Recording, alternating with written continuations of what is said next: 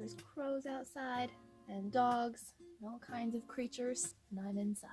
Hi there YouTube, my name is Barista Aura. Thank you so much for tuning into my checking out? I don't know. Welcome. Hi.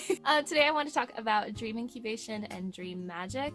I'm going to cover this topic as kind of a extended introduction. I want to talk a little bit about the history of dream magic and dream divination, dream incubation, the metaphysical properties of it, and lastly the spiritual or pagan properties of it.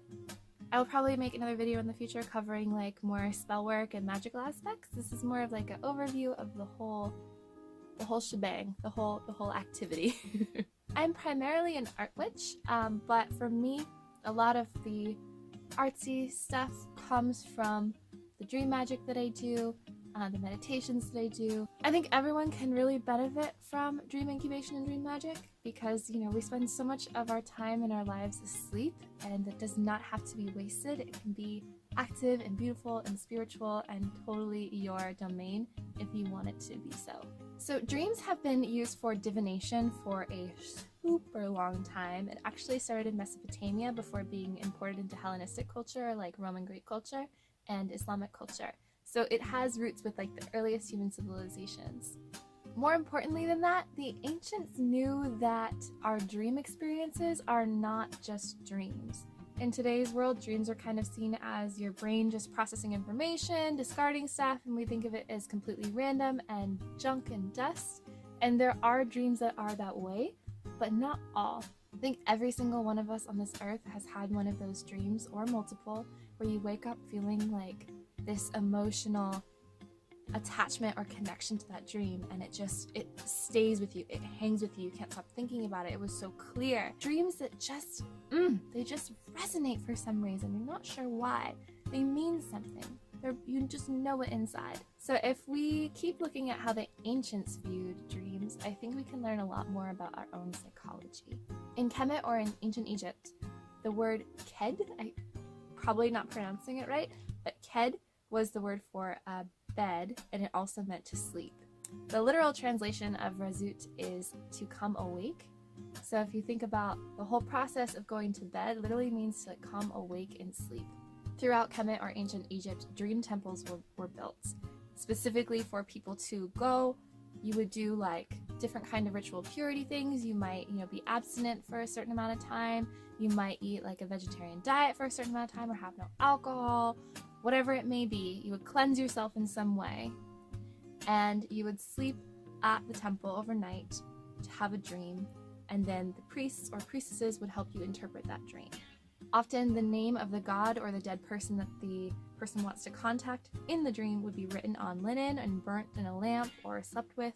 Then they would recite a prayer or some kind of ritual with a temple priest or alone, just depends on the situation or the different time period. We have records of this happening not only in ancient Egypt or Kemet, but also in Mesopotamia and in India. Some dreams back then were like seeing someone's face turn into the face of a leopard, or climbing the mast of a ship. So trends in dreams have existed for human eternity, which I love. I think that sometimes like common dream symbols are kind of given excuses by the fact that we're also connected now through media and social media and the internet to people all around the world. So of course we'd all have similar dreams, but human beings are having similar dreams to each other across thousands of miles away in different civilizations for all time. First, let's talk about the three basic metaphysical realities about the dream time. Before we get into the spiritual pagan stuff, there's like three metaphysical properties of the dream time. Firstly, that you have a dream body. Your dream body can be an exact copy of the body that you're in now. It can be a slightly morphed version. It could be a body that you've had in the past or that you're going to have in the future, because all time is now. The point is that you have a dream body that goes through some kind of experience. So in the dream state, you are aware of smell, touch, taste, hearing. All of those senses are present in that energy body, that dream body. It has those senses. So in your dream time, if you can practice making yourself aware of things like, what does this smell like? What am I hearing in the background? You can create a more vivid experience in your dreams by becoming aware of those senses that are already there in that dream body. The second thing to know is that you do have dream control, or also called dream programming. Sometimes people just experience lucid dreams and call this dream control, and that's kind of the same thing. So if you are a lucid dreamer, congratulations, you're super on it. But for a lot of people, the idea of controlling your dreams is like really out of left field, but you have the ability to control your dreams, and not only that, you also have the ability to ask your subconscious to get work done in your dreams. For example, if I am struggling with a certain boss or coworker who's just driving me up the wall, and I need to forgive that person, or I need to understand that person, or I need to have a conversation with that person, I can ask my subconscious to take care of that in my dream state to make my daily life a little bit more smooth and easier to go through. But you know, you can ask all kinds of things of your subconscious. You want to be like, hey, subconscious self, I really need to learn telekinesis. Can you go do that in my dream time so I can kind of osmosically take those lessons into my physical reality and see how I can apply them here? That would be great. Can totally do that too. And the third thing is to accept that in your dream time you are capable of divination, or using your dreams for divination. And this can be like tarot style divination, where it's like what energies are present. You know, your dreams can show you through symbology what is going on in your life, or what's going to like affect you, or what you're ignoring, things like that. But in the next dimension, time is a three-dimensional thing, meaning everything that's ever happened is happening now, and everything that will happen is happening now, and all you can experience is a present moment.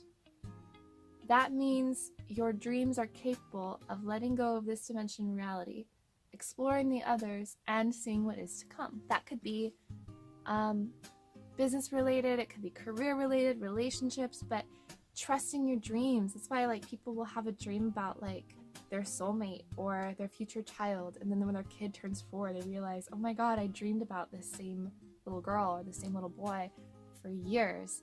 This is my kid. I've known that for so long. That's because you can access the future. I had one experience with a student of mine who pulled me aside, and she wasn't actually one of my students. She was a student of a teacher next door classroom, but she would love to come in my room and hang out with me. And she is from China, and she and I have no connection whatsoever. I've never been to China. But she was only here for like 4 or 5 months, and she was warming up to me really fast, and we would hang out, talk about astrology, all kinds of things. One day, she got me alone in the classroom, and she's like, hey, Miss Bree, there's something I've been wanting to tell you for a long time. Do you have a moment? And I was like, of course, child, what's going on? Thinking it's going to be like about boys or something. You know, she's only like 13. She told me that she has had dreams of me as a child, and that's why she kept coming into my room to get to know me, because she knew me from her dream time. So little things like that are so magical. So magical.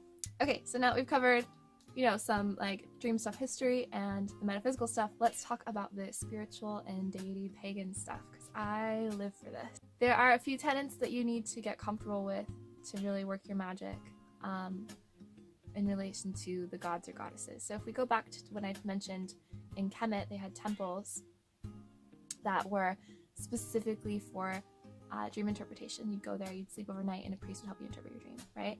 So that leads us to some assumptions that we kind of just have to make and accept. The first of which is that the gods and goddesses are indeed concerned with their worshippers. They are indeed aware and thinking of us. They listen to us when we call out.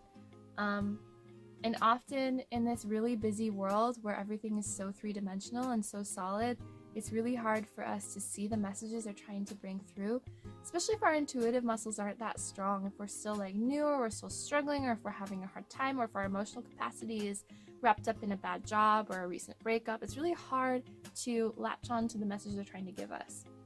So in the dream time, it's a really good opportunity where you've let go of this world. You are off in another one that you kind of allow yourself to let go of the real laws of physics. And they have an easier time communicating and coming through and saying what they need to say. So that leads to the second thing, which is that dreams can be sent by gods and goddesses. And this has been kind of a thing in all human cultures for eternity. Like, oh, I had a dream from the gods that, you know, the hunt should be over off by that river in 2 months, we need to get there, or that the volcano is going to explode, or that this area is going to be struck by lightning, something like that. Like big things that were important to us then. Our needs have changed. You know, I'm not really worried about where I'm going to get my next meal anymore. I'm worried about other stuff, but they're just as concerned. So even though I don't need to know, like, oh, where the elk are going to be, I do need to know, hey, I'm really struggling with this right now. It's driving me nuts. Maybe it's my taxes. Maybe it's my spiritual well-being. Maybe it's a UFO encounter. It could be anything. But they are there to guide us through those problems, and they will send dreams in order to do that. Like, the best way to communicate, and this is number 3, I guess, would be like to be near that god or goddess. So we understand that they are all permeating and they're everywhere, but we also understand like different domains, right? The energy of a forest is very different from the energy of a desert or a river or the ocean.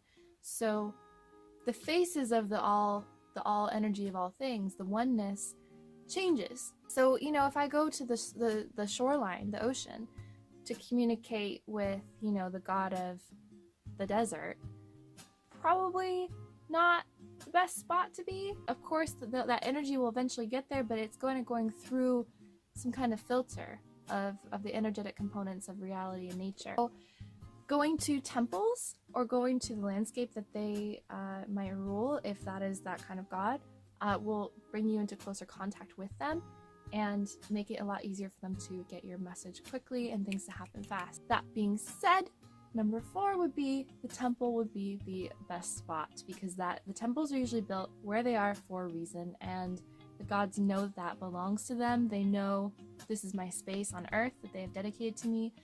I receive offerings here. I am prayed to here. They're already listening to that space because they know that's where people come. It doesn't mean you can't communicate with gods from anywhere. You can. But for very clear resonant experiences, the electromagnetics that are created, the ionization in the air that are created from spiritual locations that are dedicated to certain deities or beings really matters.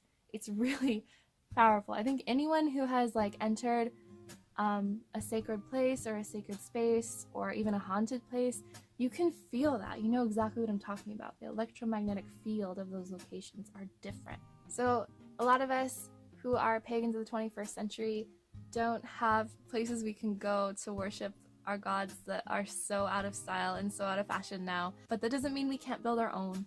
So whether it is a pagan group in your area, if you're into that, you can go build a temple in your own area. That can be, if you have a property, if you have like land, you could create something outside. You could just have an altar or a shrine space in your home that kind of, you know, you have to like work at it though. It's not like a,